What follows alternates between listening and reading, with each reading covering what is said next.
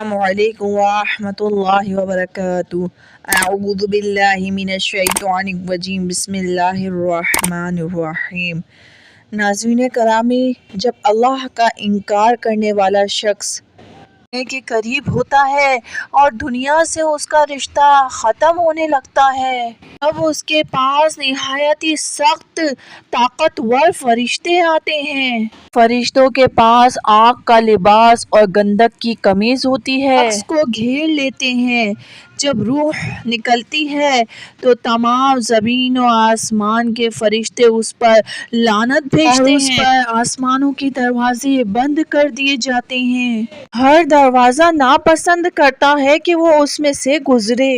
روح کو اوپر لے جایا جاتا ہے تو اسے پھینک دیا جاتا ہے اور کہا جاتا ہے، اے میرے رب کریم، یہ تیرا فلاں بندہ ہے، نہ اسے آسمان قبول کرتا ہے اور نہ ہی اسے زمین قبول کرتی ہے۔ اللہ پاک فرماتا ہے، اسے واپس لے جاؤ اور جو میں نے اس کے لیے عذاب تیار رکھا ہے اس کو دکھاؤ، جیسا کہ میرا اس سے وعدہ تھا۔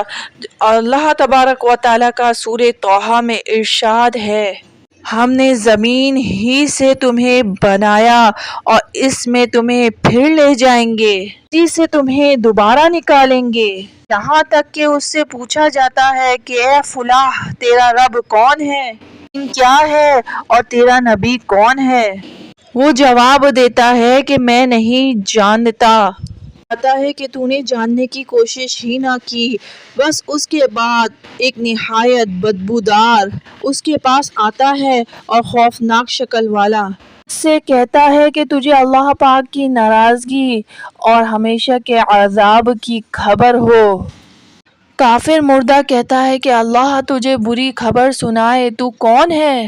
وہ جواب دیتا ہے، میں تیرا برا عمل ہوں، مجھے برا بدلہ دے۔ تو ہمیشہ اس کی فرما برداری میں تاخیر کرتا تھا اور نافرمانی میں جلدی کرتا تھا۔ کے پاس لوہے کا ایک بڑا سا ہتھوڑا ہوتا ہے، جنس و انس یعنی جنات اور انسان سب مل کر اس کو اٹھا نہ سکیں گے۔ اگر اس کو پہاڑ پر مارا جائے تو وہ پہاڑ مٹی بن جائے۔ وہ اسے ایک ضرب لگاتا ہے یعنی چوٹ مارتا ہے تو وہ اللہ کا انکار کرنے والا بندہ مٹی ہو جاتا ہے۔ روح لوٹ آتی ہے، پھر وہ اس کی آنکھوں کے درمیان ایک ضرب لگاتا ہے تو جنس و انس کے علاوہ زمین کی تمام مخلوق اسے سنتی ہے۔ پیارے ویورز، اس کے بعد ایک ندا دینے والا ندا دیتا ہے، اس لیے آگ کی تختیاں بچھاؤ اور اس کے لیے جہنم کا دروازہ کھول دو۔ اس کے لیے آگ کی 2 تختیاں بچھائی جاتی ہیں اور جہنم کا دروازہ کھول دیا جاتا ہے۔ نبی کریم صلی اللہ علیہ وسلم کا فرمان جنت نشان ہے، قبر میں سرسبز باغ میں ہوتا ہے، اس کی قبر 70 گز کشادہ اور نورانی ہو جاتی ہے، یہاں تک کہ 14ویں کے چاند کی طرح ہو جاتی ہے۔ اور تم کیا جانتے ہو یہ آیت کس بارے میں نازل ہوتی ہے؟ نبی کریم صلی اللہ علیہ وسلم نے اس کے بعد سورہ طٰہٰ کی یہ آیت پڑھی، اس کا ترجمہ ہے تو بے شک اس کے لیے تنگ زندگانی ہے۔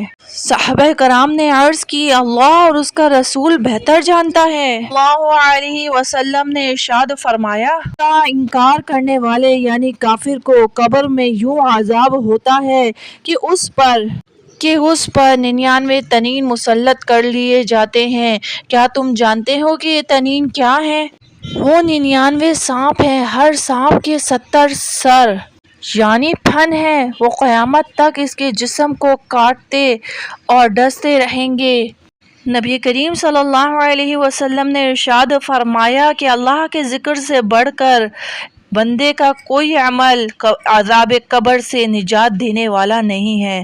تو پیارے ویورز، آپ نے سنا کہ اعمال کے سبب جو ہے وہ اللہ تبارک و تعالیٰ ہم پہ کیا کیا عذابات مسلط کر سکتا ہے۔ الامان والحفیظ، اللہ تعالیٰ ان سب سے ہمیں محفوظ فرمائے، خوب ذکر الہی میں ہماری زندگیاں گزر جائیں، اللہم آمین۔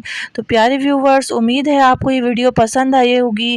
میری حوصلہ افزائی کے لیے میرے چینل کو سبسکرائب کر دیں، نیچے ہی ریڈ کلر کا بیل آئیکن ہے، اسے پریس کر دیں، ساتھ ہی آل نوٹیفیکیشن بٹن بھی دبا دیں تاکہ آنے والی نئی نوٹیفیکیشن آپ تک پہنچ سکے۔ اور امید ہے میرے تمام بہن بھائی میرا ساتھ ضرور دیں گے۔ السلام علیکم ورحمۃ اللہ۔